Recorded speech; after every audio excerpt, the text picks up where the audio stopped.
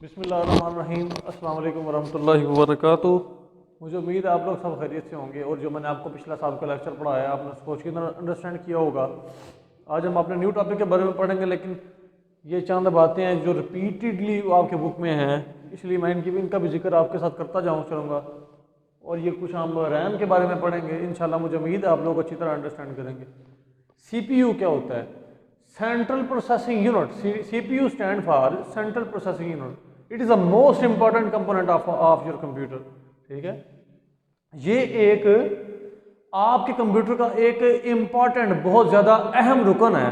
ठीक है, इसके बगैर आपका कंप्यूटर सिस्टम जो है बिल्कुल अधूरा है। ये एक दिमाग की तरह काम करता है और सारी की सारी प्रोसेसिंग जो होती है कंप्यूटर के अंदर वो किस में होती है? CPU में होती है। आपने ये बात सुनी होगी कि मैं कहता हूँ कि आपके कंप्यूटर के अंदर जितना भी काम होता है सारा डिजिटल फॉर्म में होता है। वो डिजिटल फॉर्म में कैसे होता है? वो किसकी मदद से होता है?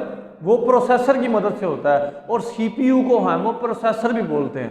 ठीक है, CPU अगर हमारे पास नहीं होता तो हमारा पूरा कंप्यूटर सिस्टम बनता ही कोई नहीं। ठीक है, ये एक दिमाग की हैसियत रखता है। जिस तरह हमारे ये आप ये समझ लें कि हमारे जिस्म में ये दिमाग की हैसियत है, दिमाग ना हो तो किसी काम का नहीं है बंदा।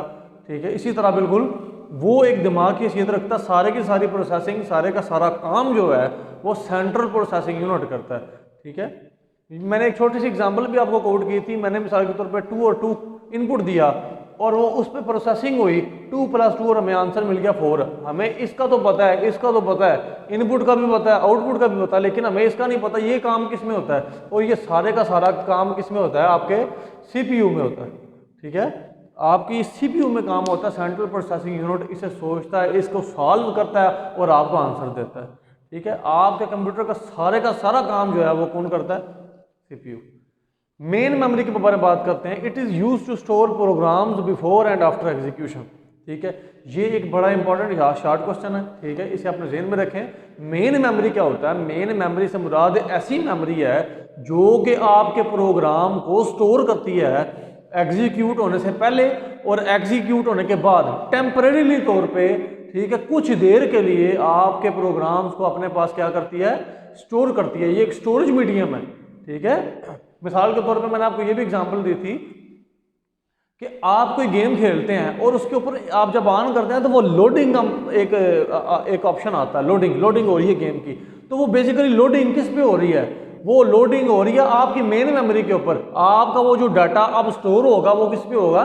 मेन मेमोरी के अंदर होगा स्टोर। ठीक है, और जो ही आप अपनी गेम बंद करेंगे वो सारे का सारा डाटा क्या हो जाएगा? लॉस हो जाएगा। क्यों? क्योंकि वहां पे वो टेम्परेरी तौर पे आपका डाटा स्टोर किया गया था। अच्छा, अभी हम आगे बात कर लेते हैं अपने न्यू टॉपिक के बारे में। रैम क्या होती है? RAM random access memory. Random access memory का मतलब ये होता है कि आप उस मेमोरी पे रीड भी कर सकते हैं और राइट भी कर सकते हैं। इसके बाद इसका दूसरा एक फेज है, वो रॉम है। ठीक है, रॉम क्या होता है? रीड ओनली मेमोरी, जिसे आप सिर्फ रीड ही कर सकते हैं, उसको राइट नहीं कर सकते।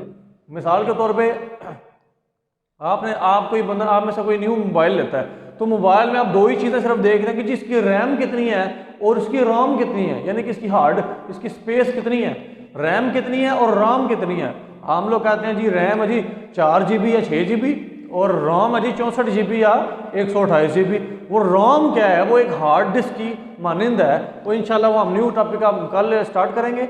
और आज हम सिर्फ रैंडम एक्सेस मेमोरी के बारे में बात कर रहे हैं कि रैंडम एक्सेस मेमोरी क्या होती है। It is volatile. ये बहुत इंपॉर्टेंट क्वेश्चन है। आपसे वो एग्जामिनर इस तरह सवाल ये पूछ सकता है, why RAM is called volatile memory. ठीक है, और इसी तरह अगर ये वॉलेटाइल है तो इसका मतलब है कि जो रॉम है वो क्या नॉन वॉलेटाइल। तो आपको इस तरह पूछ सकता है, why ROM is called non volatile memory. ठीक है, इसी तरह ये दो क्वेश्चन ये बन सकते हैं। अच्छा, ये वॉलेटाइल क्यों है? ये वॉलेटाइल क्या होता है? ठीक है, इसका मतलब ये है, it means it's contents lost when the power is turned of. आप अपने कंप्यूटर में मिसाल के तौर पे जब कोई गेम खेल रहे हैं, ठीक है, और अचानक से लाइट बंद हो जाती है, तो जब आप लाइट ऑन करते हैं आपकी गेम वहां से नहीं स्टार्ट होती क्योंकि आप ऑनलाइन गेम खेल रहे हैं। इसका मतलब ये है कि आप जो कुछ इस्तेमाल कर रहे हैं, गेम खेल रहे हैं, जो कुछ मर्जी आप इस्तेमाल कर रहे हैं, वो सारे का सारा जब कंप्यूटर बंद हो जाएगा अचानक से, तो वो जितना वो मेमोरी में लोड होगा सारा डाटा वो क्या होगा? लॉस्ट हो जाएगा। ठीक है, वो ख़त्म हो जाएगा, फिर आपको दोबारा नए सिरे से उसको स्टार्ट करना पड़ेगा। इसलिए हम इसे कहते हैं RAM is also called volatile memory,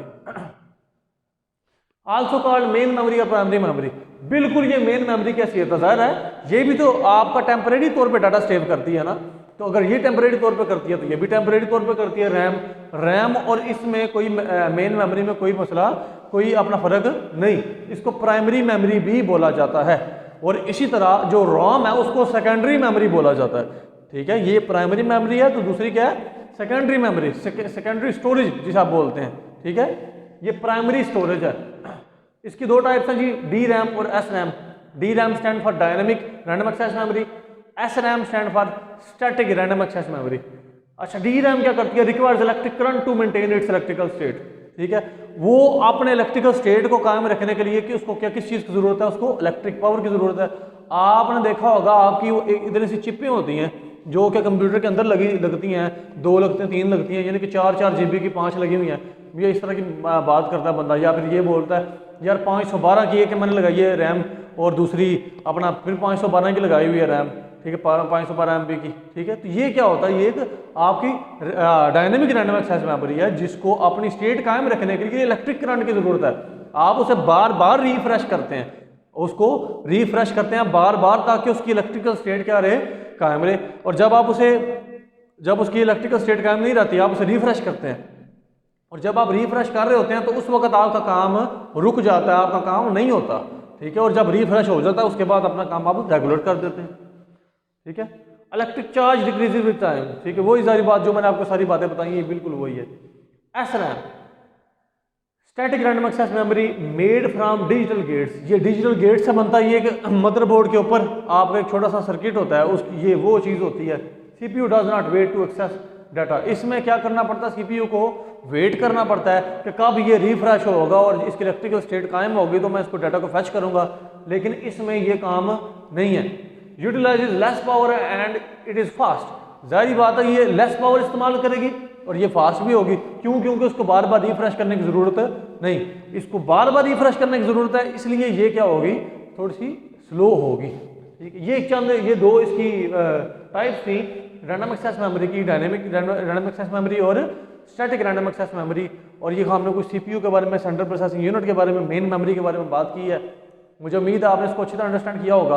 अगर कोई भी मसला बनता है आप मुझसे रब्ता करें, इंशाल्लाह आपकी तमाम क्यूरीज हल करने के लिए अवेलेबल हूँ। अपनी दुआओं में याद रखें। जज़ाकल्लाह खैरा। अस्सलाम वालेकुम व रहमतुल्लाह।